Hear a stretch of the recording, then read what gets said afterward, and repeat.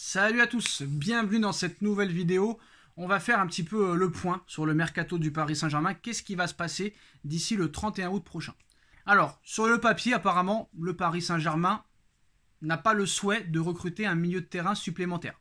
Alors que Renato Sanchez est parti. Alors que Leandro Paredes est parti. Alors que Wijnaldum ne rentre pas dans les plans d'Enrique. Alors que Verratti est en instance de départ. Kanginli est blessé. Soler et Fabian Ruiz ne sont pas au niveau. Malgré ça, le Paris Saint-Germain n'aurait pas l'intention de recruter au milieu de terrain. C'est complètement irresponsable et incompétent. Déjà, ça c'est clair, net et précis. À moins vraiment qu'ils noient le poisson et qu'ils vont faire peut-être un milieu de terrain à la fin du mercato. On parle de Bakayoko, on parle de Sangaré, mais apparemment, ce n'est pas une priorité. Alors que c'est vraiment à ce poste-là où tu as des problèmes. À part Ugarte et peut-être Verratti s'il revient, tu n'as pas vraiment de gros milieu de terrain. Warren Zaïre-Emery, ça reste à prouver. Vitinha, il fait un match sur 4. Soler et Ruiz ne sont pas au niveau. C'est compliqué. Maintenant, qu'est-ce qui peut se passer pour les autres choix? Alors, Barcola, Lyon veut au minimum un joueur en échange plus une somme d'argent. Paris pourrait proposer soit Draxler, soit Wijnaldum. Hugo Ekitike, Paris a essayé de l'utiliser pour le proposer à Francfort. Mais apparemment, Francfort n'en veut pas. Francfort veut 100 millions d'euros secs pour Randal Kolo Muani. Il a fait une seule saison, une seule bonne saison. Impossible de mettre 100 millions d'euros sur Randal Kolo Muani, c'est pas possible. Non, encore 50, 60, je veux bien, mais pas 100 millions d'euros. Ça ne vaut pas 100 millions d'euros. Donc Francfort, pour moi, va le regretter. Maintenant, voilà. En ce qui concerne Barcola et Randal Kolo Muani, 1 sur 2, ça suffirait. Je préférais Randal Kolo Muani, mais pourquoi dépenser 80 millions d'euros ou 100 millions sur Kolo Muani au lieu de faire un, voire deux top milieux de terrain? C'est quand même assez bizarre. Alors au milieu de terrain, Bakayoko, Sangaré, j'ai envie de te dire pourquoi pas, mais bon, pour l'instant, c'est pas une priorité. Paris réfléchit encore à renforcer son attaque.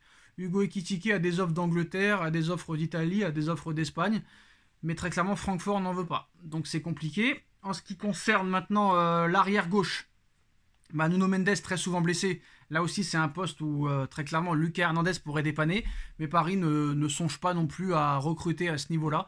Donc c'est quand même assez bizarre cette fin de mercato du côté du PSG. En ce qui concerne le Real Madrid et Florentino Pérez, le Real Madrid a prévu de faire une offre d'ici les derniers jours, la dernière semaine de la fin du mercato.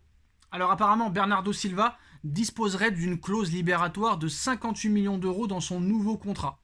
Donc on verra si c'est à partir de l'année prochaine. Il n'y a pas vraiment d'informations sur ce sujet. Donc une offre du Real Madrid, je disais, pour Kylian Mbappé après le match PSG-Lens est très fort probable.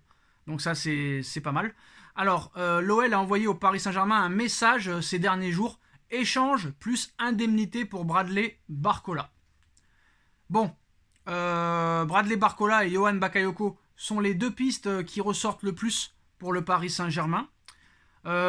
Al Arabi va soumettre une offre pour Marco Verratti. Les négociations entreront bientôt dans des étapes cruciales. Verratti est d'accord avec Al Hilal depuis juillet, mais pas d'accord entre le Paris Saint-Germain et Al Hilal. El Arabi tente désormais d'approcher Marco Verratti. Donc voilà. La nouvelle offre du Paris Saint-Germain est presque prête pour Randal Kolo Muani. Randal Kolo Muani fait pression pour rejoindre le Paris Saint-Germain après avoir conclu un accord avec le club parisien. Les négociations devraient désormais peut-être avancer avec Francfort, mais ça va être très compliqué d'essayer de trouver un accord à 80-70 millions d'euros, vu qu'eux, ils veulent 100 millions d'euros. Alors, quand je dis c'est pas mal pour Mbappé, c'est pas mal d'en finir avec ce feuilleton, surtout.